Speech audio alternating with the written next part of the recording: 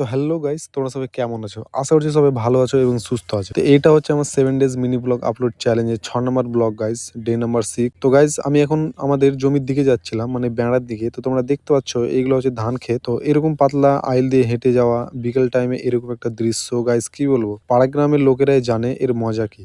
Guys তোমরা দেখতে পাচ্ছ আমের বাগানের ভিতরে আমের গাছের নিচে যে সব দেখতে পাচ্ছ এগুলো হচ্ছে কলাই গাইস। এগুলো না, কলাইগুলো এমন একটা চাষ যেটা যে কোনো জায়গাতেই হয়ে যায়, মোটামুটি একটা জায়গা হলেই হলো। হ্যাঁ, দেখতে পাচ্ছ এত বড় পুরো বাগান জুড়ে জাস্ট কলাইয়ের গাছ এগুলো লাগানো আছে। আমি এখন আছি গাইস যে তার বেড়াগুলো আছে, দেখতে পাচ্ছ দুই ধারে তারের বেড়া, আমি মাঝখান থেকে হেঁটে যাচ্ছি। হ্যাঁ, আর এই জায়গাগুলোতে হাঁটতে একটু কেমনই লাগে গাইস, দেখতে পাচ্ছ জঙ্গল জঙ্গল। আর এখন শীত বা একটু হালকা এই টাইম গুলোতে একটু জোঁক টোক গুলা থাকে গাইস, তাই খারাপ লাগে এগুলোতে হাঁটতে। তো আমি হাঁটতে হাঁটতে না গাইস, এটা রাস্তাতে কি যেন পড়েছিল দেখলাম আমি, বাট আমি বুঝতে পারছিলাম এটা কি, তাই আমি এটা ভেঙে দেখলাম। তো ভিতর থেকে গাইস দেখতে পাচ্ছ পাতার মধ্যে কি যেন সব বেরিয়ে এলো, এই সব দেখতেই পাচ্ছ। তো আমি গাইস এখন বেড়ার ভিতরে ঢুকলাম। এই যে গাছগুলো দেখতে পাচ্ছ এগুলো হচ্ছে ক্যাসুরের গাছ গাইস, এগুলোকে বীজ করানোর জন্য এগুলো রাখানো ছিল। দেখতে পাচ্ছ এগুলো বীজ হয়ে গেছে, এগুলোকে শুকিয়েই জমিতে ছিটালে গেলে আবার ক্যাসর হয়ে যাবে। তো গাইস এইটা হচ্ছে সেই আমাদের বেগুনের জমিটা, যেটা তোমাদের আমি এর আগের ব্লগে দেখিয়েছিলাম, যেগুলো একটু খারাপ নষ্ট হয়ে গেছিল। দেখতে পাচ্ছ ফুলও ধরে গেছে গাইস, এখন ফুলও চলে এসেছে গাছে। আর এগুলো হচ্ছে মরিচের গাছ গাইস, মরিচের গাছ বেশি নাই, কয়েকটাই আছে এখানে।